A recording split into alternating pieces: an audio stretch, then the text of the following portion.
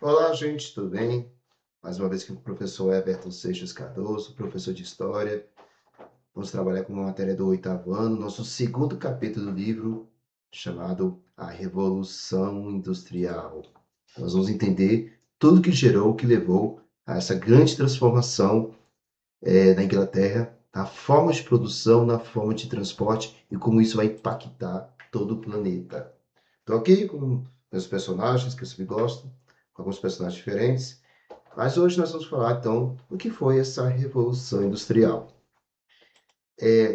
Na aula passada, nós estudamos sobre as revoluções inglesas e vamos observar como essas revoluções inglesas, de alguma forma, ajudou a gerar também essa Revolução Industrial, que foi no mesmo país. O berço da Revolução Industrial foi a Inglaterra. A palavra revolução ela é muito importante ser compreendida, que ela é sinônimo de transformação, de mudança. Revolução não é só quebra-quebra. Não é só briga, destruição. Revolução é transformação, mudança. É algo de grande amplitude. Quando é algo menor, pequeno, a gente chama de revolta, mas algo de grande amplitude e que gera uma transformação na conquista dos seus objetivos, ganha-se o nome de revolução.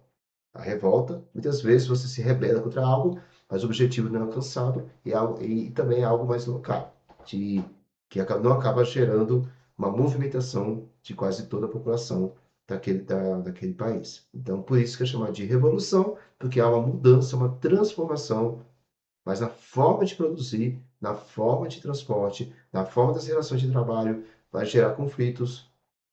Ela não é uma revolução que nem a Revolução Francesa, as revoluções inglesas, a Revolução Americana, que é o processo de independência dos Estados Unidos, mas ela é uma revolução porque vai transformar a forma de produzir, de trabalhar e de transportar, de se locomover das pessoas a partir desse grande acontecimento, que a gente vai entender agora.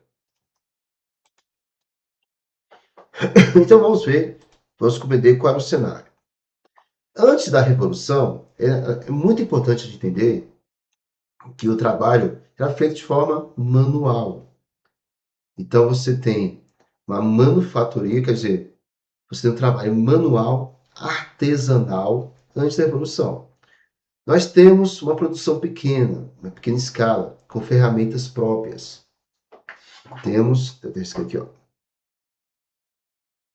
Temos total controle do processo nas mãos de artesãos. E o foco é suprir simplesmente as necessidades básicas locais. Então, antes da Revolução Industrial, nós temos simplesmente o trabalho manual, manufatura, o trabalho feito por pequenas oficinas, onde os donos dessas oficinas, eles podiam ser um ferreiro, um sapateiro, um artesão, eles simplesmente produziam para o comércio local, nas feiras locais, no comércio local, para suprir a necessidade local.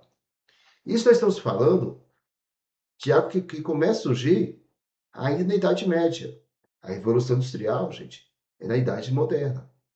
Vai correr isso 500, 600 anos depois, quando você tem essas corporações, quer dizer, essas oficinas atuando e trabalhando para abastecer o comércio local. A alta Idade Média, lembrando que tinha as fazendas feudais, o senhor feudal, era um comércio para suprir as fazendas. Na verdade, as fazendas tentavam produzir tudo que era necessário para suprir suas necessidades.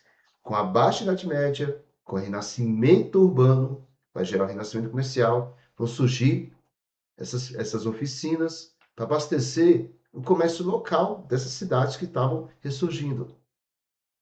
A Idade Média, as fazendas feudais começam a perder mais espaço, as cidades começam a ficar mais populosas e assim começa a surgir essas pessoas com trabalho manual para suprir essa necessidade local. E o que acontece? Essa manufatura, essa divisão do trabalho, gera, com o decorrer dos anos, principalmente dos séculos, porque isso é um processo lento, que leva mais ou menos 500 anos, você tem com o tempo o crescimento dessas oficinas, com mais pessoas trabalhando. Você tem agora o tutor e o aprendiz, onde o aprendiz muitas vezes Ele paga para poder aprender vamos dizer assim, o manuseio das ferramentas e com o tempo ele consegue arrumar um trabalho em outra oficina ou na mesma oficina. É uma pessoa que, opa, não sou mais um aprendiz, agora sou um profissional. E essas pessoas muitas vezes ficavam o resto da vida fazendo esse mesmo tipo de serviço. E dentro das oficinas, se tem uma divisão do trabalho. Com o crescimento dessas oficinas, se tem uma divisão do trabalho. Alguns mais especializados, alguns trabalham mais para liderar, controlar, fiscalizar, o outro trabalha mais braçal, para poder realmente manter a linha de produção funcionando. E o artesão, a pessoa que antes só tinha sua oficina, ele começa a perder um pouco do domínio do completo processo. Ele necessita de mais ajudas. Tudo isso se deve ao fator de que as cidades começam a crescer, começam a surgir mais concorrentes e as oficinas precisam aguentar, entregar a alta demanda da cidade. Antes, uma cidade, de repente, com 10 mil pessoas, e você tem lá 5 sapateiros, 3 ferreiros, conseguia abastecer a demanda.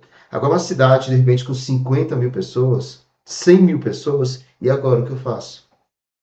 Você tem uma série de concorrentes, mas também uma necessidade, uma demanda muito alta, e assim você precisa que as pessoas ajudem, mais pessoas envolvidas no processo. Então, a alta demanda vai estimular os donos dessas oficinas, que já são comerciantes, burgueses, burgueses são os comerciantes, a buscarem novas tecnologias para poder atender a demanda. O trabalho manual, muitas pessoas envolvidas no processo não conseguem satisfazer a alta demanda, principalmente, principalmente em 2 setores: na produção de roupas, as indústrias têxtil, e também na entrega. Você tem demandas vindos, apesar que a Revolução surgiu na Inglaterra, mas você tem demandas vindo de outros países, até de colônias. Então, como é que eu consigo entregar tudo isso? O que eu preciso fazer? Eu preciso de uma produção mais rápida, eu preciso de uma entrega mais rápida.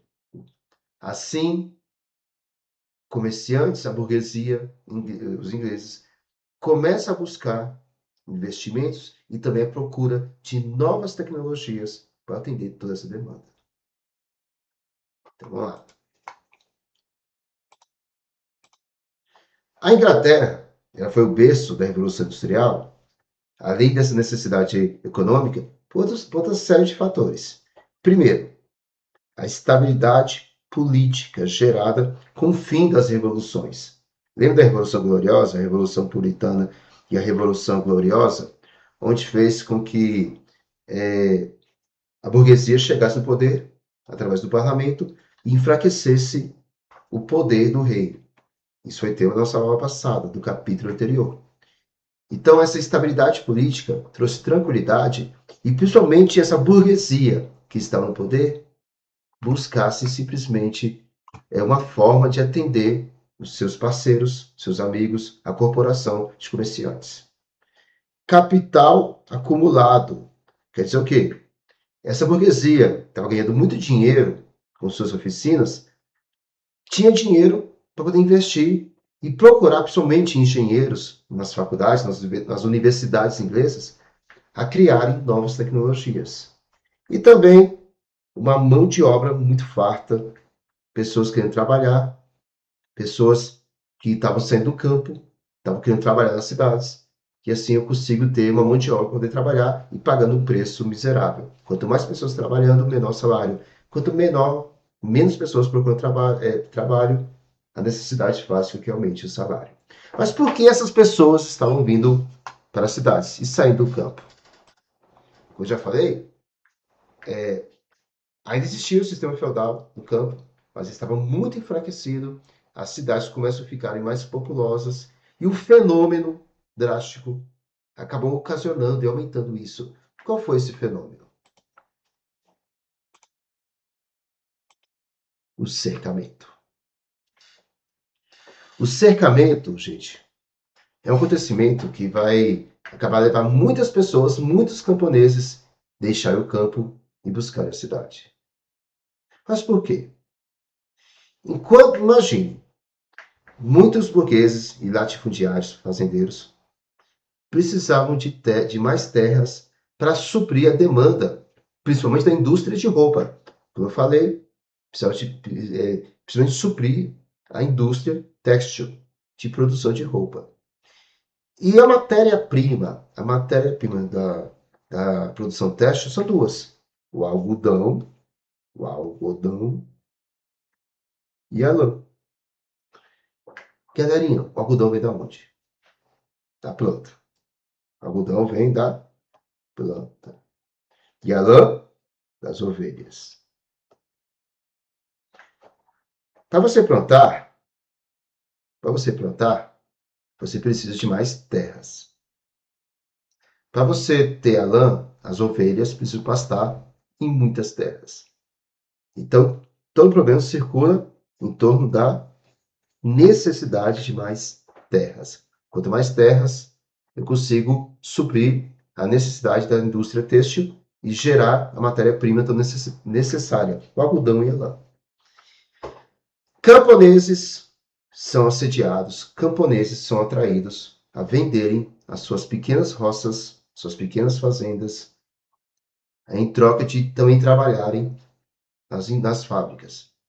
Os camponeses, na sua ingenuidade, na sua humildade, acabam vendendo suas terras para os grandes latifundiários e vê suas terras cercadas, fechadas, para a indústria de algodão e lã.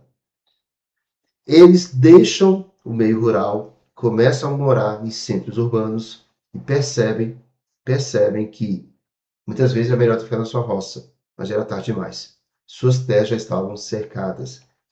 Então, você acaba gerando um excedente de pessoas, mão de obra, que vão sair do campo e começam a morar nas cidades em busca de trabalho, porque perderam e venderam suas terras. Esse acontecimento vai ser importante e determinante para a relação e a transformação que vai ser gerada pela Revolução Industrial. E assim, engenheiros ingleses conseguem criar dois grandes instrumentos, duas grandes máquinas, que vai ser fundamental para o aumento da produção. A primeira delas, o tear mecânico, uma gigantesca máquina de costura. O tear mecânico, funcionado manualmente, utilizando as pessoas, mas agora é uma maquinofatura, que você tem a máquina, mas tem as pessoas mexendo, não manual, eu falei errado. Você tem a maquinofatura, não mais a manufatura. Ela precisa, sim, de trabalhadores para botar para funcionar, mas ela funciona, ela produz muito mais rápido e simplesmente, ao invés de você ter 10, 20 pessoas, um alfaiate ou costureiras, agora você tem uma máquina produzindo um trabalho de 10 a 20 pessoas. Primeiras máquinas, como moinhos de água, moinhos de vento, já tinha surgido, principalmente nas indústrias de alimentos. O moinho, que são aqueles catafinos gigantes, pela força do vento ou dos rios, fazia com que eles se movimentassem e lá dentro você tinha simplesmente um maquinário que, com a força do vento, fazia com que as engrenagens simplesmente circulassem e assim você triturava principalmente comida, grãos, para fazer farinha ou caldos. Agora, utilizou o mesmo instrumento, só que a força, gente, simplesmente circulando, não através do vento ou da água, mas uma força manual circulando, fazendo com que a máquina ficasse rodando por horas, e assim você tem, de repente, várias alfinetes e o tecido passando, e você costurando roupas sem a necessidade de você ter o quê? Deixa eu ter um uniforme do Corinthians aqui, ó. De você ter simplesmente costureiras. Você tem uma transformação na forma de produção. Essa é a primeira máquina, a primeira engenhoca. A segunda é mais revolucionária ainda. A segunda é a máquina a vapor. A máquina a vapor está mais focada na indústria de transporte. Vão surgir navios Titanic, gente, era um navio a vapor. E também locomotivas para poder transportar toda essa nova produção. Mas como ela funciona? Na verdade, ela lembra muito uma panela de pressão. A panela de pressão, gente, você não põe lá o alimento para cozinhar e o vapor, ele acaba se dissipando o ar. A panela de pressão, você tem uma fornalha, que é o fogão, e a caldeira, que é a panela de pressão, certo? Só que se você pegar isso, a máquina a vapor, ao invés de você deixar que o vapor, quando os alimentos estão sendo cozinhados, a água está sendo cozinhada, esse vapor acaba se dissipando no ar, na verdade ela é botada em canos cada vez mais finos. E a força da pressão, a força do vapor, quando bate nas engrenagens, faz simplesmente essas engrenagens movimentarem. Então, você tem uma panela de pressão e a força do vapor passa por canos cada vez mais finos, fazendo com que essas engrenagens comecem a circular. Essa força do vapor, gente, através do carvão, o carvão inglês, das minas de carvão, que eram muito extensas na Inglaterra, você faz com que essa panela, essa gigantesca panela, seja tão forte, fazendo que navios, eu mostrei, navios como o Titanic e locomotivas como trens, pudessem carregar toneladas de produtos de pessoas e pudessem cortar de forma muito mais rápida do que carroças, chegando ao seu destino de forma muito mais rápida e levando os produtos ingleses para várias partes da Europa e também do mundo. E a Inglaterra se transforma numa grande nação. O ritmo fica acelerado, a inovação é contínua. Você tem uma energia mecânica, uma força motriz através do vapor. Galerinha, essa tecnologia é revolucionária, transforma a forma de produção. Para vocês terem uma ideia,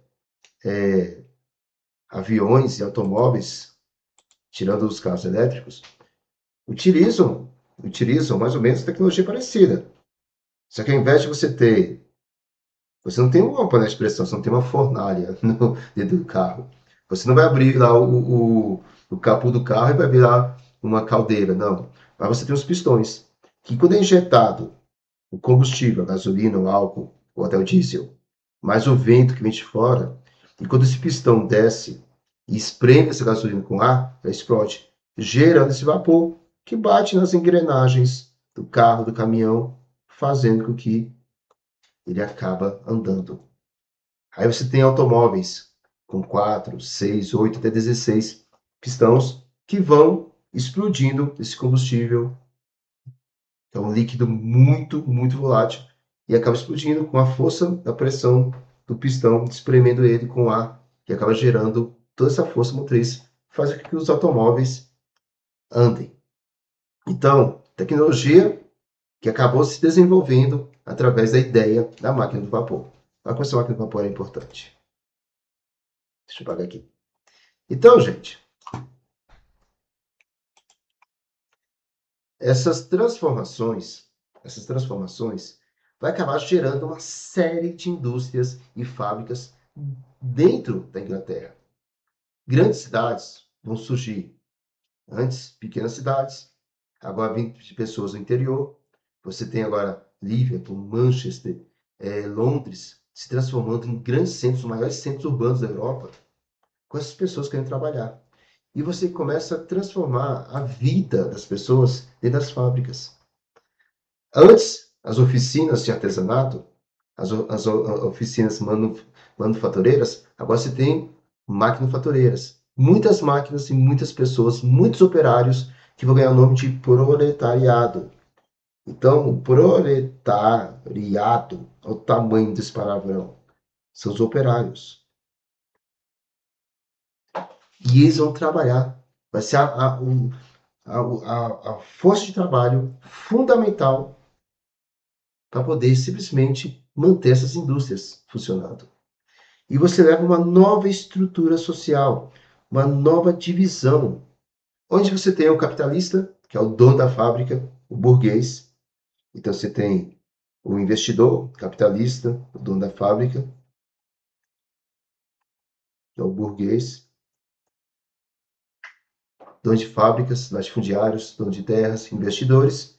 E você tem a mão de obra, o proletariado. Você tem uma nova divisão econômica social.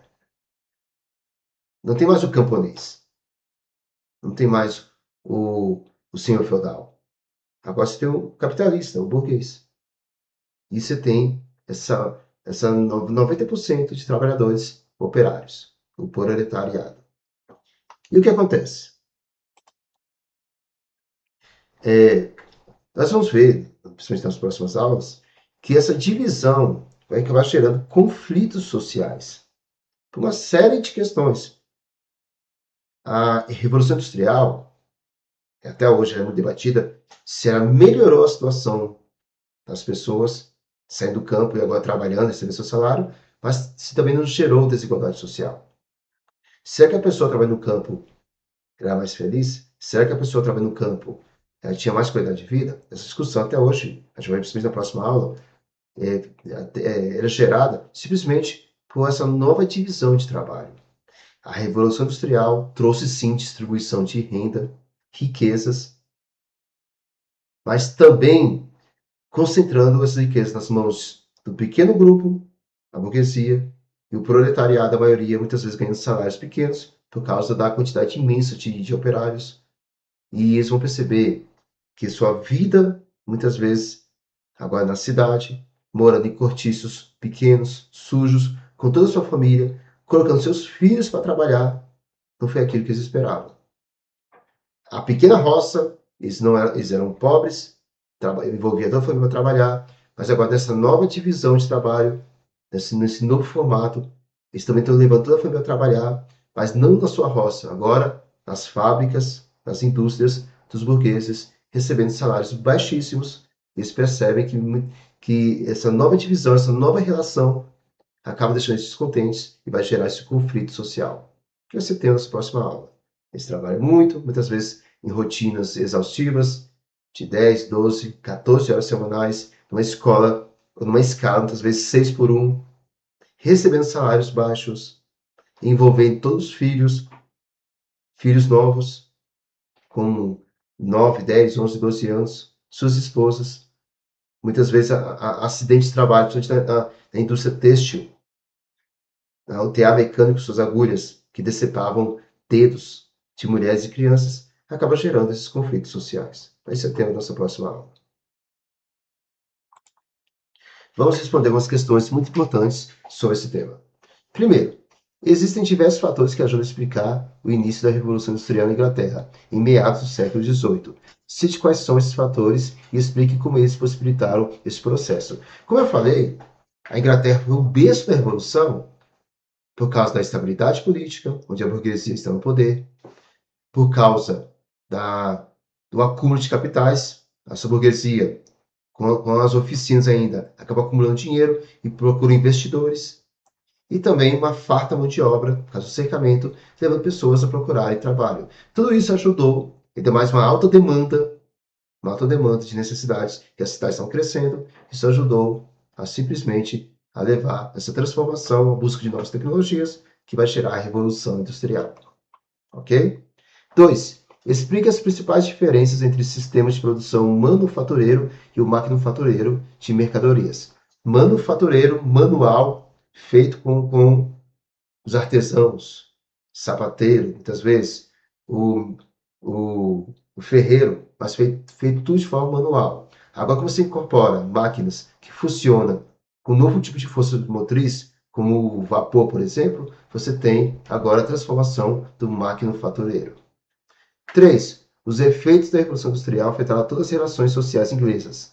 Além da organização econômica, um exemplo disso foi o impacto da industrialização na urbanização da Inglaterra. Explique de que modo a Revolução Industrial está associada à urbanização das cidades inglesas. Isso, que eu falei rapidamente, quando você tem um cercamento fazendo com que camponeses vendem suas terras, suas roças e vão morar na cidade para trabalhar, você tem um inchaço na cidade, um crescimento urbano. E também você tem essas pessoas buscando trabalho com sua família, mas nova relação de trabalho, que agora você não tem mais o senhor feudal e o camponês, agora você tem o burguês, dono da fábrica, e o operário, o proletariado.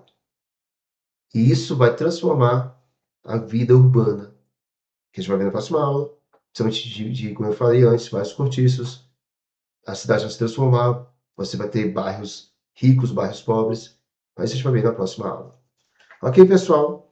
Então, essa é a primeira aula sobre a Revolução Industrial, capítulo 2 do nosso livro do oitavo ano. E a gente vai entender como essas transformações sociais vai acabar levando conflitos, brigas, movimentos como ludismo e cartismo, novas ciências como a sociologia, para tentar explicar todas essas relações econômicas.